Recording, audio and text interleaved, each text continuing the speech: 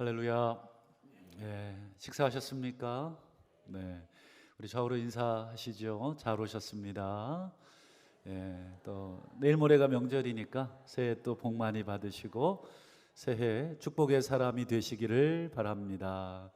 새해 더 예뻐지시고 새해 더 강건해지시고 새해 살도 빼주시고 어쨌든 만병의 근원 스트레스도 없는 2020년 새해가 되시기를 주의 이름으로 축복합니다. 오늘은 예수와 율법 좀 다소 어려운 주제이긴 한데 한번 사실은 율법과 예수의 관계 또는 예수님과 율법의 관계가 과연 어떤 관계냐, 실로 쉽지 않은 주제이고 이거에 관한 글 또는 뭐 논문 이런 것들이 이 건물을 가득 채우고도 남습니다. 어쨌든 수많은 사람들의 주제이기도 하고, 그래서 오늘 이 부분을 뭐 짧은 시간에 살펴보는 전부를 살펴보는 것은 무리고, 어쨌든 오늘 본문이 얘기하는 것만 한번 살피려고 합니다. 우리 교회 다니시면 제일 많이 듣는 그 말 중에 하나가 우리가 예수 믿고 구원받는다 하는 말이죠. 이걸 조금 이제 질문 형식으로 바꾸면 우리가 어떻게 해야 구원받습니까? 이런 질문들을 많이 주고 또 받죠. 그래서 우리가 보통 흔히 알고 있는 그 대답, 여러분 한번 대답해 보시죠. 어떻게 해야 구원받습니까? 예수 믿어야 구원받죠. 진리입니다. 그런데 이제 앞에 한 가지 또 한마디가 더 들어가야 되죠. 우리의 뭐 노력이 아니라, 그렇죠? 또는 우리의 어떤 선행이 아니고 예수를 믿음으로 우리가 구원받습니다. 이렇게 조금 더 이제 구체적으로 얘기하면 율법을 행함으로가 아니라 예수를 믿음으로 구원받습니다. 그러면 이제 율법을 행하는 것, 즉 이런 구약에 나오는 또는 신약에 나오는 이런 율법 아니겠어요? 다 이런 율법을 행하는 것이 아니고 예수를 믿음으로 구원받는다. 그러면 예수님과 율법은 무슨 관계인가? 둘이 이렇게 왼수지간인가요? 왜냐하면 율법을 행하는 게 아니고 예수를 믿는다니까. 예수님과 율법은 이렇게 되나? 이제 이런 오해들이 이제 있을 수 있기 때문에 그래서 우리가 예수를 믿음으로 구원받는 건 맞는데 실제로 우리의 삶에 여러분 하나님의 뜻을 안 해가는 분이 있습니까? 없지요? 다 행하려고 하지요. 못해서 그렇지. 우리가 최소한 이 율법을 애들 말로 개무시하면서 사시나요? 그렇지 않으시죠? 율법을 당연히 존중하고 이거에 나오는 대로 우리가 살려고 애를 쓰지요. 그러면 이 율법과 우리가 예수를 믿는 거의 관계가 뭐냐?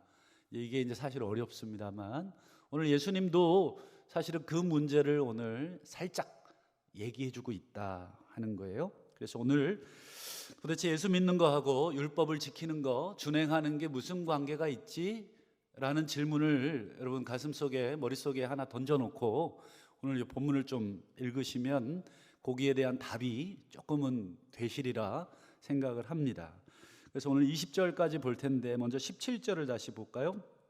자, 17절 같이 읽어보죠. 시작. 내가 율법이나 선지자를 폐하러 온 줄로 생각하지 마라. 폐하러 온 것이 아니요 완전하게 하려 함이라.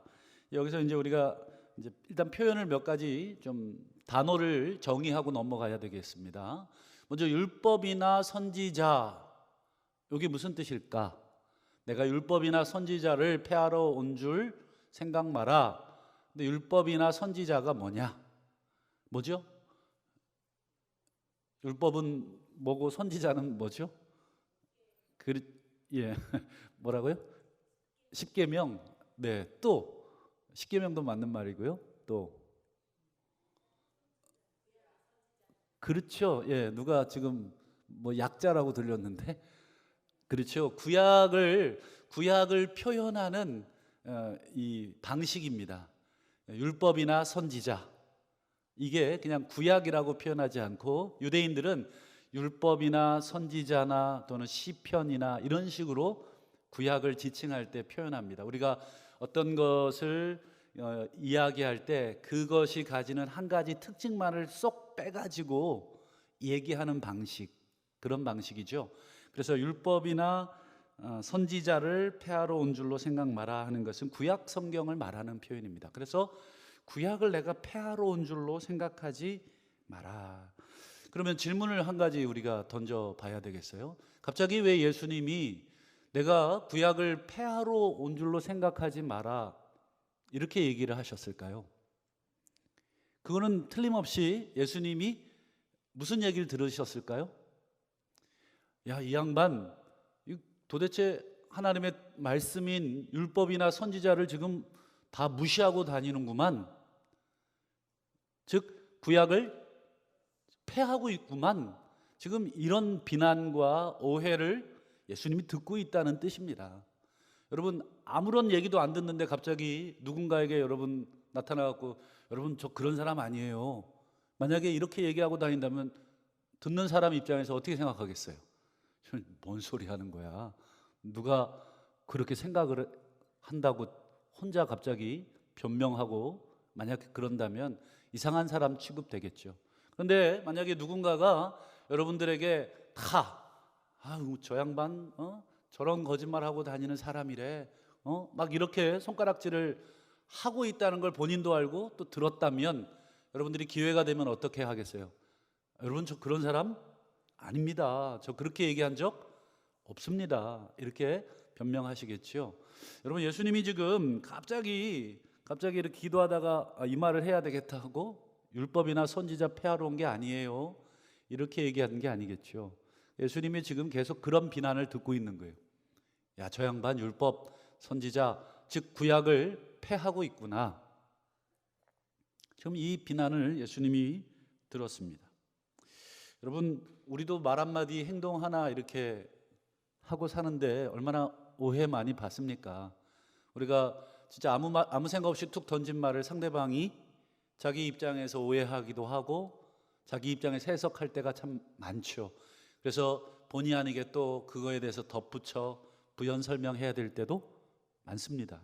잠언에도 보면 말이 많으면 허물을 면키 어렵다, 뭐 이런 말씀도 있지 않습니까? 저간에 이렇게 말이 많은 사람은 그 말의 꼬리를 잡힐 가능성이 많습니다. 여러분, 예수님 이 땅 계시면서 입 딱 닫고 기적만 행하셨다 말씀드렸나요? 그렇지 않죠. 여러분, 마태복음 보면 예수님의 행적을 이렇게 비율로 따지면 70% 이상이 전부 다 말씀이셨어요.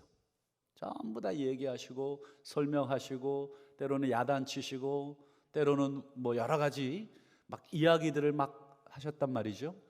그러니까 예수님 책 잡으려고 하면 얼마나 책 잡기 쉽습니까? 왜요? 수많은 말을 하셨으니까. 차라리 아무 말 안 하는 사람은 답답하기는 해도 책 잡을 게 없어요. 굳이 뭐 책 잡으려면 말이 없어, 저 사람은 속을 몰라, 뭐 이 정도 책은 잡을 수 있어도 그 사람이 던진 말이 없기 때문에 책 잡기가 어렵습니다. 그러나 어쨌든 예수님은 수많은 말씀으로 우리에게 가르치셨기 때문에 이 바리새인, 서기관, 소위 이 전문가들 아닙니까? 종교 지도자들이 예수님을 책 잡으려고 하면 얼마든지 한마디 한마디 다 걸 수가 있는 거죠.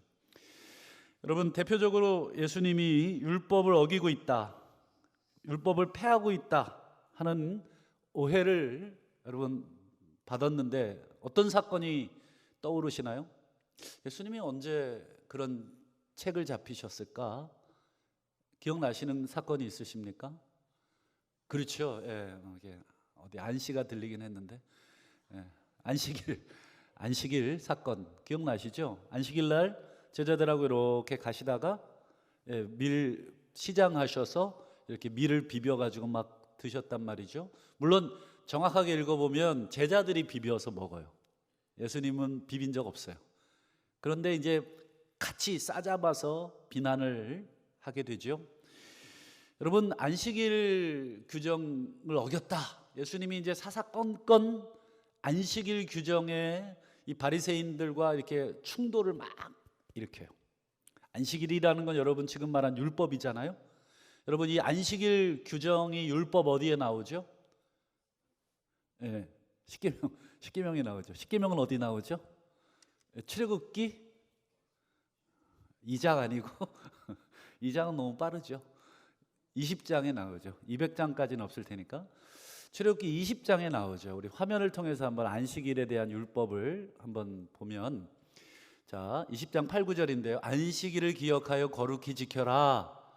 여기까지만 이제 얘기한 게 아니라 그 뒤에 보시면 9절에 자 엿새 동안 힘써 내 모든 일을 행하라. 그 다음에 이제 10절도 한번 보시죠. 10절. 자 같이 읽어봅니다. 시작. 너나 내 아들이나 내 딸이나 남종이나 여종이나 가축이나 문 안에 머무는 객이라도 아무 일도 하지 마라. 그러니까 이제 아까 8절에 안식일을 기억해 거룩히 지켜라 라고 타이틀을 달아 놓으시고, 그 다음에 뭐냐면 6일 동안은 힘써 일해라. 그 다음에 뭐예요? 일곱째 날 안식일은 여호와의 안식일이니 뭐 아들, 딸, 남종, 여종, 가축, 그다음에 문 안에 머무는 객이라도 아무 일도 하지 마라. 이게 이제 안식일에 나오는 출애굽기 20장의 율법의 규정이죠. 여러분 이 십계명이 이 출애굽기 20장에 나오는데 또 한 군데 나와요. 십계명이 어디 나올까요? 그렇죠. 신명기. 신명기라는 말 기억나시죠? 제신자 명령명, 계명할 때 명자. 그러니까 계명을 다시 얘기했다 그래서 신명이거든요. 그래서 신명기에 보면 웬만하면 율법의 내용들이 다 그 안에 들어 있어요. 그리고 거의 똑같습니다. 그래서 신명기 5장에 보면 이 십계명이 또 나옵니다. 한번 5장을 한번 화면을 통해서 한번 볼까요? 자, 우리 아까 출애굽기 20장을 염두에 두고 율법을 한번 보는 거예요.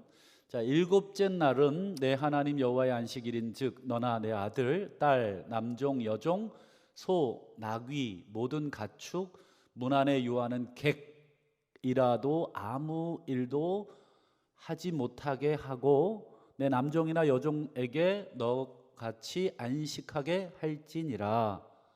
자, 출애굽기 아까 20장하고 이제 신명기 5장하고 우리가 같이 봤죠. 퀴즈. 뭐가 달라요? 네, 이제 뭐 좀 관찰력이 필요하죠. 뭐가 좀 다르죠? 바뀌었어요. 뭐가 내용이 좀 바뀌었어요. 뭐 지금 기억해내라 그러면 손에 핸드폰 들고도 핸드폰 찾는 지금 상황인데 그걸 기억해내기 어려우니까 화면을 한번 보겠습니다. 화면에 보면 출애굽기 20장 10절과 5장 14절인데 앞부분은 거의 똑같아요. 뭐 두 개 비교하기가 어렵지만 한 가지 이제 두 가지 큰 차이가 있는데 하나는 뭐냐면 맨 끝에 보시면 출애굽기 20장 10절 끝에 보면 아무 일도 하지 마라 이렇게 돼 있죠. 아무 일도 하지 마라 이렇게 돼 있는데 신명기 5장에 보면 밑에서 두 번째 줄 아무 일도 그렇죠. 하지 못하게 해라 이거예요. 아무 일도 하지 말라는 것과 하지 못하게 하라는 것은 뭐예요? 다른 의미예요. 아무 일도 하지 말라는 건 나한테 하시는 말씀이고 하지 못하게 하라는 것도 나한테 하시는 말씀이지만 다른 사람을 일하지 못하게 하라. 그 다음 추가가 된 게 신명기 5장 끝에 보세요. 뭐가 추가가 됐어요? 남종이나 여종에게 너처럼 이런 말이야. 너같이 너처럼 어떻게 하라는 거예요? 안식하게 해줘라 이런 말이에요. 이 차이를 좀 이해하시겠습니까? 그러니까 여러분 이 안식일을 기억하여 거룩히 지키라 하면서 출애굽기 20장과 신명기 5장에 두 개의 율법이 나오는데 이제 화면을 치워주시죠. 여러분 안식일을 제정하신 목적이 뭐예요? 이게 중요한 거예요. 안식일이라고 하는 율례를 하나의 예를 들은 거잖아요. 예수님이 지금 율법을 자꾸 어기고 있다.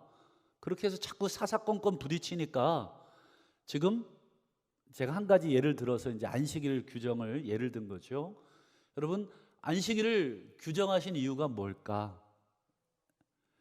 정말 아무 노동하지 마라, 무노동, 아무 일 하지 마라 하는 게 안식일의 목적인가? 그냥 가만히 시체처럼 이렇게 있게 하는 게 우리의 목적인가? 그게 하나님의 의도, 안식일이라고 하는 율법을 제정하신 의도냐? 그럼 한 가지 더 질문을 해야 됩니다. 여러분, 왜 그러면 하나님이 노동을 시키지, 노동하지 말라 또는 노동을 시키지 마라 라고 하신 건가? 나도 노동하지 말고 쟤도 노동시키지 마라 라고 하는 거냐 하는 질문이 중요합니다. 그러니까 안식일에 관한 율법은 크게 두 가지 중요한 목적이 있어요. 첫 번째는 뭐예요? 그렇죠. 여호와의 안식일이니까 이 안식일은 누구를 기억하는 날이라는 거예요? 그렇죠. 하나님을 기억하는 날이라는 거예요. 근데 여러분, 어떤 일을 여러 개 막 하다 보면 여러분, 우리가 흔히 말해서 정신이 쏙 빠지잖아요. 정신이 하나도 없어요. 그래서 여자친구나 남자친구가 여러분들에게 하루 종일 나만 생각해야 돼, 약속, 그리고 여러분 약속 걸고 헤어지지만 뭐 회사에서 이 일 저 일, 막 집에서 이 일 저 일 하다 보면 그 여자친구랑 남자친구랑 한 약속을 온전히 지킬 수 있어요? 없죠. 왜요? 이 일하고 저 일하고 막 정신없어 죽겠는데 어떻게 하루 종일 그 사람만 생각하고 살아요? 힘들어요. 물론 연애 초기에 막 만난 지 한 일주일도 안 되면 머릿속에 늘 그 생각이 나오겠지만 그러다 사고 나잖아요. 그래서 여러분, 여러 가지 일로 분주하면 온전히 하나만 생각하기가 어렵습니다. 그렇죠? 그러면 하나님께서 왜 6일 동안은 열심히 일하지만 하루는 아무 일도 하지 마라, 그 이유가 뭐예요? 나만? 그렇죠. 나만 묵상하라는 거예요. 나만 묵상하는 날로 정하라. 굉장히 이기적인 하나님이신가? 여러분, 여기에는 하나님의 뭐 이기적인 게 있는 게 아니라 우리가 여러분 하나님을 떠나서 하나님 없이 우리의 일에만 막 몰두하면 여러분 우리가 어떻게 되는 존재인지를 하나님이 너무 잘 아시는 거예요. 소위 말해서 여러분, 자동차가 뭐 300km, 400km, 뭐 500km, 뭐 비행기처럼 800km, 900km까지 달리는 자동차 여러분 있으면 좋겠죠. 뭐 부산까지, 서울까지 뭐 1시간 뭐 30분 안에 가고 뭐 엄청 빨리 갈 수 있겠죠. 그러나 여러분, 중요한 건 자동차에 있어서 악셀보다 더 중요한 건 뭐예요? 그렇죠. 브레이크입니다. 브레이크 없으면 여러분 뭐 1억짜리 2억짜리 차들 여러분 딱 죽기 좋아요. 좀 더 빨리 죽는 거죠. 여러분, 우리가 계속 하나님 없이 우리의 일에만 함몰되어 있고 계속 우리의 성공과 또 우리의 여러 가지 그 앞만 바라보고 달려가는 인생, 그래서 높은 곳에만 도달하는 인생, 여러분 다른 사람들이 다 부럽다, 초고속 승진에 성장에, 정말 가만 삶을 되돌아보니 1년 365일 정말 정신없이 일하고 사는 저 사람이야말로 참 성공자구나, 이렇게 생각하기 좋지만 실제로 여러분 그 사람은 올라간 속도가 빠른 만큼 떨어지는 속도도 아주 빠르고 그 떨어짐이 심하여 박살이 납니다. 그래서 여러분, 속력을 내다가도 위험한 것이 생기면 뭘 잡아야 돼요? 브레이크를 잡아야 합니다. 느리더라도 여러분 그렇게 잡아야 어떻게 할 수 있어요? 그렇죠. 안전하게 최종적인 곳까지 가는 겁니다. 여러분, 사람에게 하나님이 무한대로 시간을 주고 무한대로 욕망을 막 확장시키고 여러분 이랬다면 여러분 그게 좋은 건가요? 나쁜 건가요? 우린 나쁜 거라는 걸 알죠. 그래서 우리 하나님이 안식일이라고 하는 우리 인생에 뭐를 마련해 주신 거냐면 브레이크를 마련해 주신 거예요. 그 브레이크를 밟아라. 그래서 노동을 쉼으로써 여러 정신없는 모든 일들에서부터 정신을 차려서 어디를 보라는 거예요? 그렇죠. 하나님만 보라. 그래서 안식일을 누구의 안식일이라 그래요? 여호와의 안식일이다. 이렇게 얘기하시는 겁니다. 그러니까 안식일을 제정하신 중요한 목적은 뭐예요? 하나님에 대한 사랑입니다. 사랑. 하나님 사랑을 잘 점검해 가면서 그렇게 일을 하라는 거예요. 여러분, 그거 하나님 사랑 잘 점검하지 않고 여러분 막 일을 하면 그 성공이 성공인가? 아니다. 그래서 여러분, 어떤 일이 있어도 브레이크 밟으셔야 돼요. 막 돈이 막 2020년 쏟아지는 한이 있더라도 여러분 그 돈을 다 받지 마시고 브레이크를 잡으셔야 돼요. 그래서 내가 하나님 앞에서 나 자신을 점검해야 합니다. 그게 뭐예요? 안식일을 주신 첫 번째 목적입니다. 그 두 번째 목적이 있어야 됩니다. 그게 뭘까요? 아까 신명기 5장 끝에 보면 출애굽기 20장하고 좀 달랐죠. 출애굽기 20장에는 아무 노동도 하지 마라 라고 했는데 출애굽기 5장에는 뭐예요? 그렇죠. 하지 말게 하고 또 너만 하지 않을 뿐더러 또 누구도, 그렇죠, 네 여종, 남종, 심지어 가축, 또 뭐 객, 이 사람들도 뭐 하지 못하게 하라는 거예요? 일하지 못하게. 여러분, 나만 하나님 잘 섬긴다고 나만 일 스톱해놓고 그래도 수입은 올려야 되니까 종들한테는 다 막 일 시켜놓고 나 혼자 막 가가지고, 이 사람들은 뭐 하라는 거예요? 그렇죠? 그러니까 결국 십계명의 한쪽은 하나님에 대한 사랑으로서 우리가 지키는 것이고, 또 뒷면에 그건 누구에 대한 사랑으로서예요? 그렇죠. 내 이웃에 대한 사랑으로서 이 십계명을 지키는 거예요. 이 십계명을 하나를 예를 들었지만 모든 계명이 다 그와 같아요. 다 그와 같이 하나님에 대한 사랑과 이웃에 대한 사랑이 구현이 돼야 그 율법을 온전히 지키는 것입니다.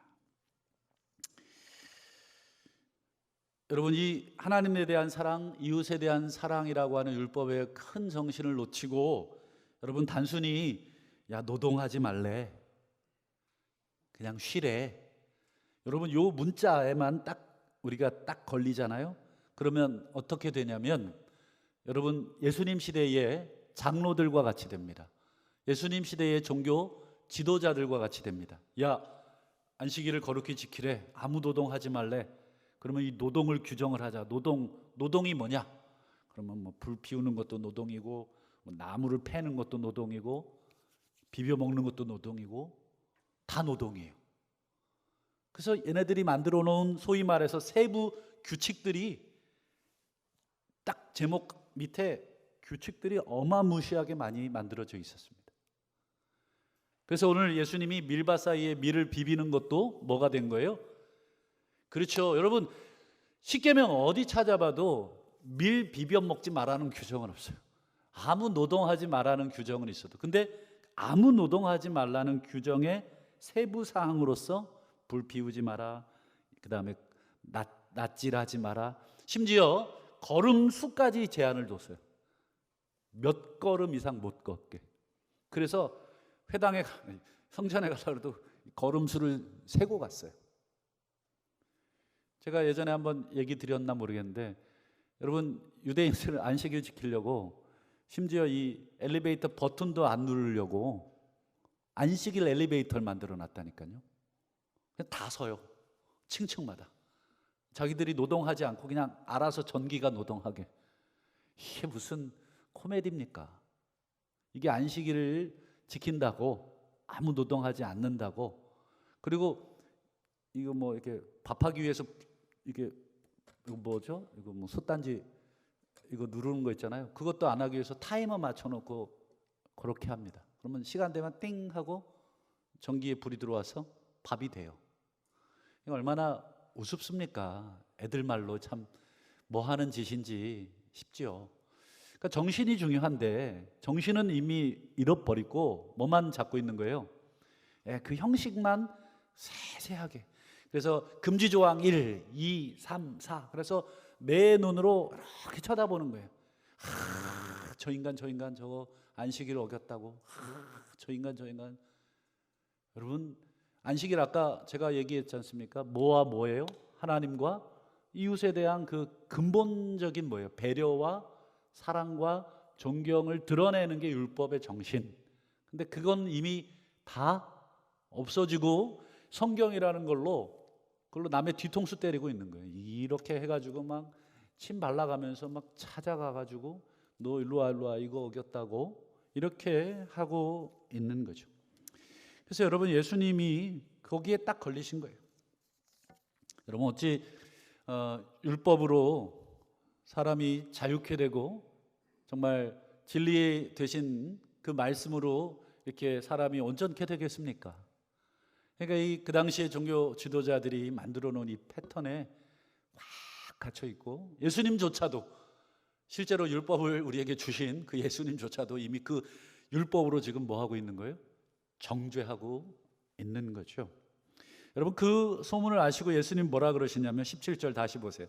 내가 율법이나 선지자를 그렇죠, 폐하러 온 것이 아니다. 그러면서 뒤에 말이 중요하죠.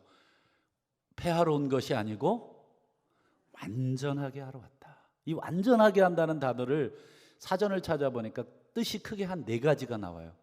한번 들어보세요. 첫 번째 뜻은 뭘 가득 채우다 이런 뜻이에요. 이렇게 비어있는 뭐 컵 이런 거에다가 이렇게 꽉 채우는 거, 이런 뜻이 하나 있고, 두 번째 뜻은 시간이 되다, 시간이 차다. 그래서 우리 뭐 때가 찼다 뭐 이런 말 할 때 쓰는 단어도 이 단어고, 세 번째 뜻은 완전하게 하다 이런 뜻이 있어요. 진짜로 완전하게 하다. 마지막으로는 성취하다 이런 뜻이 있어요. 성취하다. 이 4개의 뜻 중에 예수님이 어떤 의도로 하셨는가, 문맥을 쭉 살폈을 때 가장 적합한 뜻을 한 2가지로 요약을 할 수 있겠다 싶습니다. 여러분, 지난 우리 마태복음 1장에서 우리 4장까지 내용을 쭉 살폈는데, 여러분 기억나시냐면 예수님이, 마태가 예수님을 우리에게 어떤 분으로 소개하고 있어요? 예수님을 뭐와 자꾸 이렇게 비교해서 보여주고 있었죠? 그렇죠. 구약의 그 말씀하고 자꾸 이렇게 비교해서 예수님을 우리에게 소개해 줬었죠. 그래서 구약에 나오는 예언의 말씀이 전부 다 누구에게 해당되는 말씀이다 말씀했어요? 그렇죠. 예수님에게 해당되는 말씀이다. 그리고 구약에 나오는 특별히 메시아에 관한 그 말씀들이 전부 다 예수님에게 해당되는 말씀이다. 그러니까 마태가 우리에게 전해주고 싶은 예수님은 누구시라는 거예요? 구약의 예언의 말씀이 성취되시는 분. 그래서 제가 이렇게 한번 번역을 한번 해봤습니다. 5장 17절. 내가 율법이나 선지자를 폐하러 온 줄로 생각하지 마라. 폐하러 온 것이 아니요. 이제 뒤에서부터는 제가 번역한 거라 여러분들이 그 의미를 이해하기 좋게, 구약 전체 예언과 언약을 성취하러 왔다. 내가 율법을 폐하러 온 것이 아니라 완전하게 하러 왔다는 말은 구약의 예언과 그 다음에 언약, 하나님이 메시아를 보내주겠다 하신 그 언약을 성취하러 왔다. 이렇게 해석하는 첫 번째 해석이고요. 두 번째 해석은 한번 또 보여주시죠. 자, 두 번째 해석. 자, 내가 율법이나 선지자를 폐하러 온 줄로 생각하지 마라. 폐하러 온 것이 아니요, 구약 율법의 본질, 즉 진정한 의미를 드러내러 왔다. 아까 제가 안식일 얘기했죠. 안식일에 여러분 근본적인 본질은 뭐예요? 진정한 의미는 뭐예요? 아무 일도 하지 마라 이게 아니고, 그렇죠, 하나님에 대한 사랑을 노동을 쉼으로써 드러내는 거죠. 또 이웃에 대한 사랑을 저 사람도 일을 하지 않게 해줌으로써, 저 사람도 쉬게 해줌으로써, 저 사람도 노동이라고 하는 괴로움으로부터 면제해 줌으로써 뭐예요? 저 사람에게도 하나님을 바라볼 수 있는 마음의 여유를 주고 시간의 여유를 주는 행위, 그게 안식일이 규정하고 있는 율법의 정신이라는 것입니다. 그러니까 오늘 이 5장 17절은 이렇게 해석할 수가 있어요. 한번 우리 화면을 다시 두 개를 한번 섞어봤습니다. 자, 내가 율법이나 선지자를 폐하러 온 줄로 생각하지 마라. 자, 폐하러 온 것이 아니요 구약 성경이 약속한 하나님의 언약을 성취하러 왔고, 내가 동시에 구약 율법이 의미하는 본질적 의미를 드러내러 왔다. 이 두 가지가 다예요. 구약의 예언을 성취하는 그 성취자로서 내가 구약의 율법의 의미, 본질을 너희들에게 보여주러 왔다. 즉 완전하게 하러 왔다라는 단어를 길게 풀어서 쓰자면 저렇게 풀어서 쓸 수가 있는 것입니다. 여러분 17절 말씀이 짧지만 이런 의미들이 이 안에 꽉 차 있다 하는 것을 우리가 염두에 둬야 여러분 17절 말씀을 묵상하실 때 예수님이 그런 분이시구나, 하나님의 구약의 예언을 성취하시고 그리고 구약의 율법의 본질을 그것을 드러내시는 분이구나. 그래서 여러분 18절을 읽어보시면 17절을 다시 한번 강조한 거예요. 율법을 폐하러 왔다라고, 폐할 수 없다, 율법은 폐해질 수 없다라고 하는 것을 예수님께서 한 번 더 강조하시기 위해서 18절을 얘기합니다. 우리 같이 한번 읽어볼까요? 시작. 진실로 너희에게 이르노니 천지가 없어지기 전에는 율법의 1.1획도 결코 없어지지 아니하고 다 이루리라. 여기서 이제 우리말 번역은 좀 아쉽게 돼 있어요. 우리말 번역은 사실은 좀 애매하게 돼 있어요. 천지가 없어지기 전에는 율법의 1.1획도 결코 없어지지 아니하고 다 이루리라 이렇게 돼 있지만 원문에 보면 이렇게 번역을 해야 합니다. 우리 다시 화면을 한번 볼까요? 왜냐하면, 여기서 왜냐하면이라는 단어를 집어넣습니다. 왜 그러냐면 사람들이 예수님을 향해 율법을 폐하러 왔다 이렇게 오해하잖아요. 그래서 예수님이 그거에 대해서 변명했죠. 나는 율법을 폐하러 온 것이 아니다. 그 이유를 이제 설명하겠다는 거예요. 왜냐? 내가 왜 율법을 폐하러 온 사람이 아니냐? 그 이유는 내가 너희에게 진실로 말한다. 이 진실로라는 단어가 아멘이라는 단어거든요. 아멘이라는 단어인데, 자, 하늘과 땅이 사라지기 전까지, 없어지기 전까지, 그리고 모든 것이 성취되기 전까지 율법으로부터 1점 혹은 1획도 사라지지 않을 것이기 때문이다. 이게 이제 정확한 번역입니다. 여러분 이제 히브리어에는 점이 있고 그 다음에 선이 하나 있거든요. 이 선 하나에 의해서 완전히 다른 글자가 되기도 하고 점 하나에 의해서 완전히 뜻이 바뀌기도 합니다. 그래서 점 하나 잘못 찍으면 완전히 뜻이 바뀝니다. 우리도 왜 님이라는 글자에 점 하나만 찍으면 남이 된다 뭐 이런 노랫말도 있잖아요. 그래서 우리도 글자 하나에 점 하나, 선 하나 잘못 그으면 완전히 뜻이 이상해지잖아요. 그래서 요즘 어르신들 이렇게 문자 보낼 때 웃긴 문자들이 되게 많아요. 왜냐하면 막 손이 이렇게 잘 안 쳐지다 보니까 이제 무슨 의미인지는 알겠는데 글자가 자꾸 오타가 나서 또 읽어보면 또 웃겨요.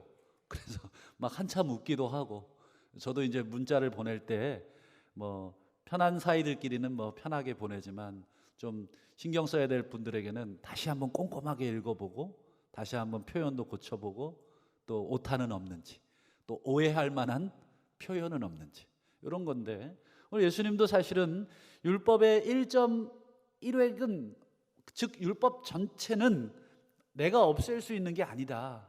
왜요? 하나님이 주신 거기 때문에 차라리 천지가 없어지는 게 쉽지 하나님의 그 율법이 없어지는 것은 불가능하다. 그렇기 때문에 내가 율법을 폐하러 왔다고 제발 생각하지 말고 나는 율법을 온전하게 하러 온 사람이다. 율법의 약속의 성취자이기도 하지만 율법을 온전하게 하러 왔다 하는 것입니다. 이제 결론입니다. 우리 19절 한번 볼까요? 19절 같이 한번 읽어봅니다. 시작. 그러므로 누구든지 이 계명 중 지극히 작은 것 하나라도 버리고 또 그같이 사람을 가르치는 자는 천국에서 지극히 작다 일컬음을 받을 것이요 누구든지 이를 행하며 가르치는 자는 천국에서 크다 일컬음을 받으리라. 여기서 여러분 중요한 단어를 하나 꼽아 보시죠. 뭐가 제일 중요할까요? 예, 한번 다음 화면을 한번 띄워 보시죠.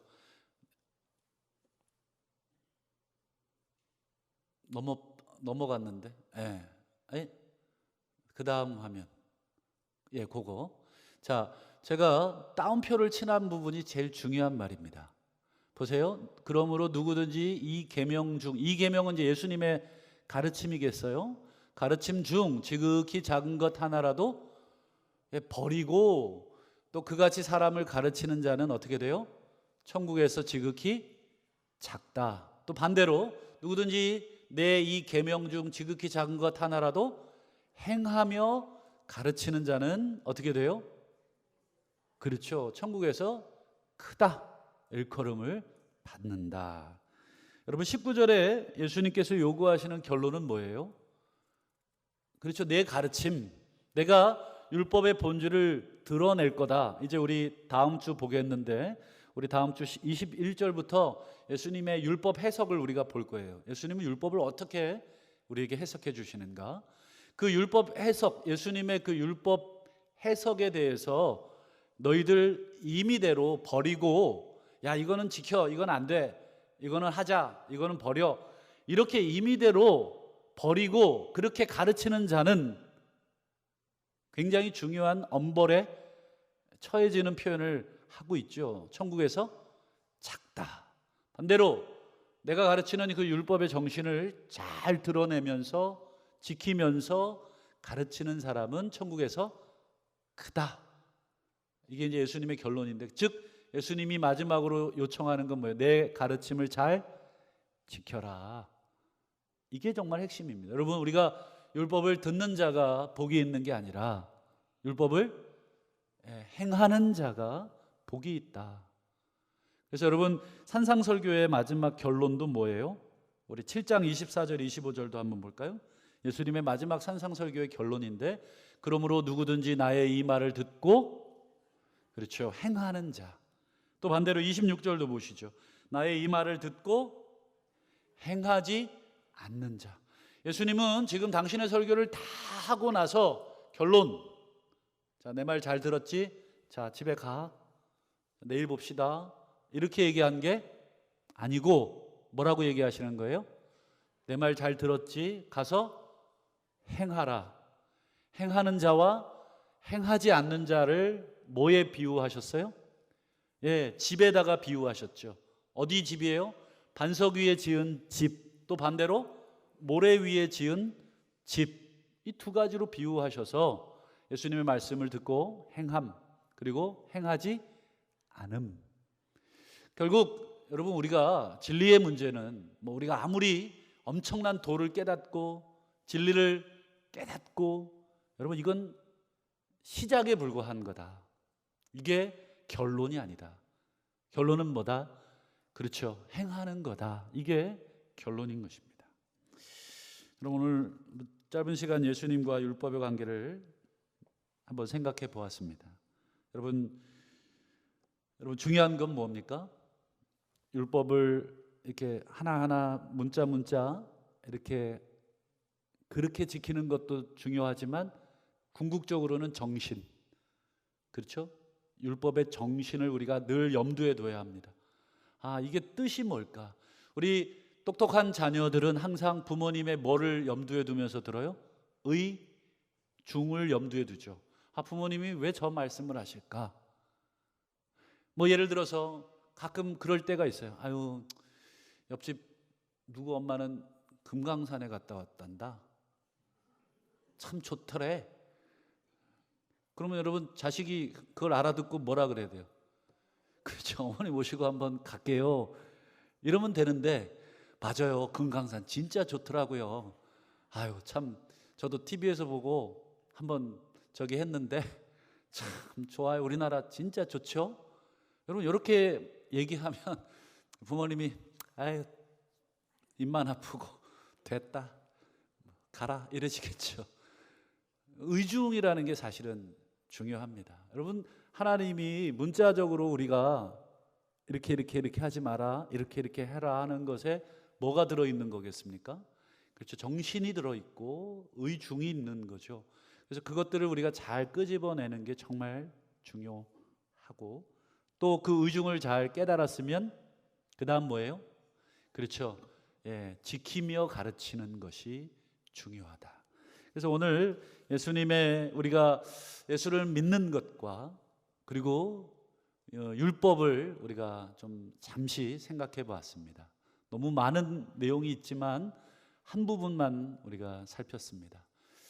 요는 우리가 살아가는 동안 우리가 예수 그리스도의 가르침을 우리가 배우고 또 익히고 또 그 정신이 무엇인가를 늘 염두에 두고 나아가서 그 깨달은 바를 우리의 삶에 하나라도 우리가 실천해 나가려고 애를 쓴다면 우리 하나님이 기뻐하시고 그리고 그렇게 순종하는 자는 천국에서 크다 일컬음을 받게 되리라 하는 이 약속의 말씀 그대로 우리의 삶에 이루어질 줄로 믿고 그렇게 사시는 주의 백성 되시기를 주의 이름으로 축원합니다.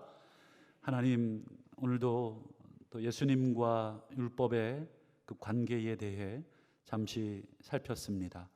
하나님 그 의중을 잘 깨닫게 하시고 더불어 의중을 잘 순종해가는 하나님의 자녀 되게 하여 주시옵소서. 감사드리며 예수님 이름으로 기도하옵나이다.